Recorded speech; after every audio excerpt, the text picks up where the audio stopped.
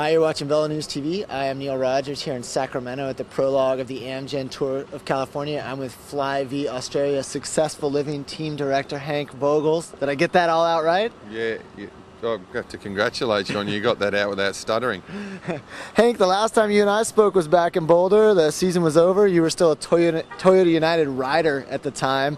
I knew you had some things in the works, but I was a little bit surprised to hear about this team with Virgin Australia and Successful Living, which is an American team. Tell us a little bit about how the two teams came together into one and ended up at this race. Yeah, well, last year Chris White and Brett Rowland, who are the owners of the team, had a small team called Virgin Blue, who Bernie Salzberger and a couple of the Australian guys rode for, but they got increased funding from Virgin, and Steve Hegg was, a bit short on his end, and he really couldn't run a team on his budget, so he got in contact with Chris, and we just sort of went for there. We've merged the two teams together, so really the team is kind of going to be doing half and half, so probably about 5 months in the US, and then from July onwards in Australia doing all the races there. So it's not half and half. There's not going to be a lot of flights on Virgin Australia, the US and back. It's going to be two distinct blocks. Yeah, kind of. I mean, there's going to be a bit of chopping and changing, but yeah, it's really kind of two blocks, but I'll be doing a lot of flying back and forth, getting some frequent fly miles, but yeah, no. So that's how we're going to run it for the year, and we're just super stoked to be in California because it's probably the fourth largest race in the world, and we've only been in existence 5 weeks and we got in. So, but there's a lot of negotiating with the organisers, and we finally struck a deal, and she's all good. So we're loving it. What are the objectives for this team? It's more or less a new team. I mean, you said it existed in another format last year, a smaller level. What are the team owners looking for? What kind of exposure are they looking for? Talk about what would be an ideal season for the team in its first real year of existence.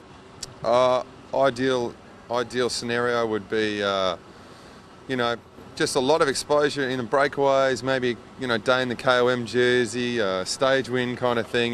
We're realistic. We're not going to sit here and say we're going to win the Tour of California against the best 10 guys in the world. So just animate the race, and obviously win a few races over here in the States, and just do it properly. You just want to do it properly, and there's no other real thing that we want to do. Is just we want to do everything the first year properly, so that we get a good bit of respect and from all the race organisers and everyone else. Yeah, sure. Did you always know that you ultimately wanted to be a team director? Talk a little bit about the decision to end your racing career and transform into a director so quickly.